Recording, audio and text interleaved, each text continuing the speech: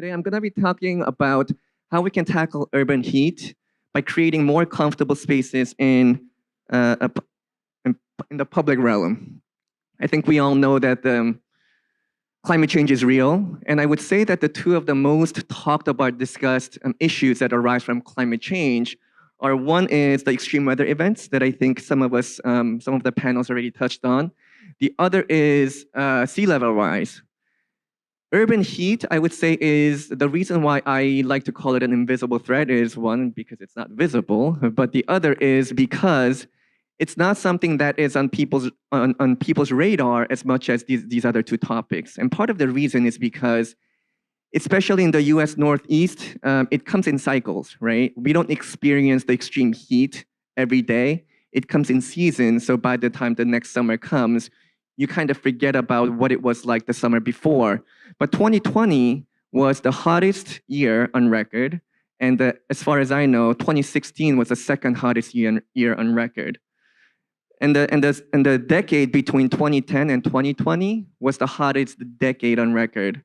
So we can begin to really see the climate change becoming a reality.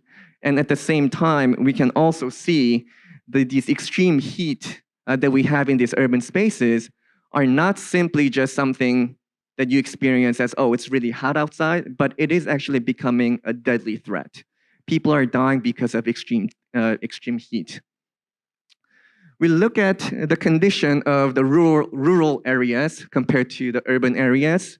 And the stats show that the urban areas are much hotter than the rural areas. And there are a lot of factors that contribute to this. Obviously, the density of the buildings generate a source of heat. We have a lot of cars that are essentially just jamming the streets. And we have people as well. But at the same time, if we think about the vegetation that actually act as an evaporative cooling effect within the city that cool the city down, we don't have enough of those kind of mechanism within the city. So, and at the nighttime, instead of letting these spaces cool, the cavernous environment of the cities allow this heat to stay within the city. And these are some of the different outcomes of how we respond to it. One is that we look for these shaded environments. And there are sometimes we begin to cool down the city through spraying water or allowing misting to percolate in an open environment. And the downside of that is that the mist, the moment that it evaporates, that it gets spurred out, that it actually dissipates, and therefore you immediately have a hot condition once the misting stops. The science says that in less than 50 years, New York is going to feel like Southern Illinois. Denmark, Copenhagen, it's going to feel like Milan. And Abu Dhabi or Dubai, which is already hot, is going to feel like South Qatar, which is even hotter. So how do we actually combat extreme heat in urban environments is a key question here. And as an architect, as a designer, it's very easy for me to simply start sketching and how do I design this beautiful canopy? But in this case, what we did was we took a step back and we began to think about what are the factors and what are the different phenomena that happen, one, in the natural environment that actually react to these kind of extreme heat conditions without the use of these active technology. Tree canopy is an obvious phenomenon that we are all familiar with. Another example that I want to highlight is the prairie dog burrow. The way that they dig their house into the ground, it allows the air to actually cool down as it goes through the passage because the underground temperature is a lot cooler than the above surface temperature. So there is a sense of this earth tube mechanism that is taking place. You look at toucan, I don't know if I'm saying the word right, but the bird with a huge beak. And that bird, if you take a photo with an infrared camera, you actually begin to see that this huge beak is acting as a solar chimney, meaning that as heat goes up and the cool air goes down, and the fact that this beak is so big and it's at the top, it actually dissipates heat. About a dozen years ago when I was working in Switzerland, I shaved my head just out of the blue. And immediately I kind of felt like it's cold. it's cold. So technically, if you have larger skull and if you have no hair, then you're cooler than others. No pun intended. Now, not only are we learning from the nature, we are also trying to learn from our ancestors or the past. So we were looking at traditional architecture in really, really extremely hot climates and begin to understand what are the different mechanisms that are actually taking place in these types of architecture. We can see that the wind catcher is actually catching the prevailing wind from up above and allowing it to cool down by funneling the wind down into the households. We're looking at the evaporative cooling of these courtyard spaces that have body of water in the middle, which is different from the misting that a lot of our cities are doing, a lot of hot cities are doing, because it is an evaporative cooling effect that is being contained. So the way that it cools the air is not just blowing that away, it is being contained so that the temperature inside these courtyards are much cooler than outside of these courtyards. So ultimately, we began to compile a series of tactics and categorize them and create really like a catalog or a taxonomy of what are the science behind these phenomenons. And we began to not just catalog them, we began to assess them. Nowadays, we have the technology to actually run a lot of the computer simulated models to be able to assess the different aspects of radiation, humidity, wind level, and things like that. But then as we are beginning to assess them, the critical component was, what is the metric here? The metric here we're using is, it's getting kind of bungled here, but UTCI, which stands for Universal Thermal Climate Index. So we have the air temperature, which is typically the number that you get from weather channels or on your phone. But then UTCI basically considers the radiation, as well as humidity level and wind on top of the temperature. So the easy way for me to explain this is kind of like when you get the feel-like temperature as opposed to the real temperature. So we began to use the UTCI temperature as the metric to assess all the different kind of mechanisms that take place. And what we are beginning to do here is we began to not just look at these different strategies as a one-off, a single strategy, but we began to run these simulations where we were layering different tactics on top of each other. And the results are phenomenon, and I'm not sure if you can see, but the red line at the top indicates the temperature, UTCI temperature throughout the day. And then the other lines at the bottom indicate different scenarios when we begin to apply different combinations of the strategies that we had cataloged. And we can begin to see that the more that we layer these strategies, the more substantial the UTCI temperature drops.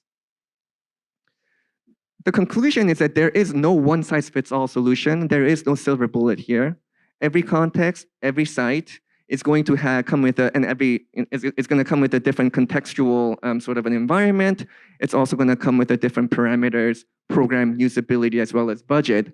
So the way that we want to be able to approach the idea of tackling urban heat is by strategically deploying a series of tactics, not just one, but layering them so that it best fits whatever the site that we're looking at. As a pilot, as a case study, we collaborated with a Bureau Happold, which is an engineering firm, and SLA, which is a landscape firm, to do a series of pilot projects in one of the hottest climate in the world, in the UAE. This is a city of Abu Dhabi. We worked with the city of Abu Dhabi to basically distill three spaces, three unique but generic conditions. One, which is an intersection, and two, that is more of, let's say, a pocket park condition within an urban setting. The challenge here was the government wants people to spend more time outside because it's healthier lifestyle. But given how hot it is outside, it's really hard to get people to go outside. So the challenge here was, how do we create an outdoor environment that actually is very comfortable for people to be in? These two sites is the pocket plaza condition. One on the left is in a commercial district, one on the right is in the residential district. High density, high rise, and one is a little bit lower density and low rise. But we were not looking at just very fancy plaza spaces. We were looking at really generic conditions so that whatever strategy and solution that we come up with in this case, that we can deploy, we can scale it up and deploy across the city. When we actually look at the scene temperature versus the felt temperature, the air temperature was around 100 degrees Fahrenheit, which is already hot. But the actual surface temperature, which is the temperature that you feel as you're walking, is close to 140 degrees Fahrenheit in the city. So how do we combat that? Instead of just simply saying that, okay, here's a really beautiful canopy, we began to tackle, again, deploy different strategies to tackle different components of what generates urban heat in this case. The very first layer was the ground plane, and we were basically devising material that has high albedo, low emissivity, so that it doesn't absorb and hold on to the heat. And on top of that, we began to design a bench that is integrated as part of the planter. Now, one of the critical things about this kind of a green infrastructure that we talk about is that there's a difference between having a series of planters or individual trees versus having a cluster of soil where a bunch of trees are sitting on. The soil allows the water to be kept, and it actually creates a microclimate that provides the evaporative cooling effect, which when you have a series of individual trees or individual planters, it does not contribute to the microclimate. So here we were trying to cluster as much of the soil as much as possible, and on top of that, deploying a series of native species so that we are minimizing the water usage. And then on top of that, ultimately, we did design a canopy. But in this case, instead of focusing on how the canopy can act as a horizontal platform, we were thinking of a canopy that actually operates more in the vertical. Because we wanted to target not just, let's say, throughout the entire day, but we wanted to target where people are outside the most. And when we did the study to it, the times that people use the streets the most were right before they go to work and right after they get out, they get out of work, which is basically the morning and the afternoon times where sun is actually lower. So the more of the vertical shading strategy made sense for us in this case. And the other component to this is that we made them operable so that at nighttime, the vertical shading structure can basically roll up and allow all the surfaces that were heating up during the day to cool down. This is a photo of what was built on site that essentially shows how the different tactics have been incorporated into a singular design here. And then this is the other example in the residential cluster of how that, what we had designed that basically begins to deploy a series of this multi-layer strategy. Rather than calling it a day, we again took the infrared camera and then made sure that it performs the way that we wanted to. And what we were seeing is that during the morning hours, we were seeing UTCI reduction of 10 degrees. And then in the afternoon, we were seeing 8 degrees of UTCI reduction compared to the other parts of the city. More images of what the final product design looks like. And we can imagine the space that are created under this canopy between these microclimate zones. We can see how those can be created for different purposes here. The third site that I was talking about, which is an intersection site, came with a slightly different condition where we had more of a narrow a footprint. And on one side, we had building, and on the other side, we had basically 10, 12 lanes of car. So here, similarly, we were devising a vertical structure instead of a horizontal one. And then we were inspired by more of a traditional UAE weaving technique called al-sadu.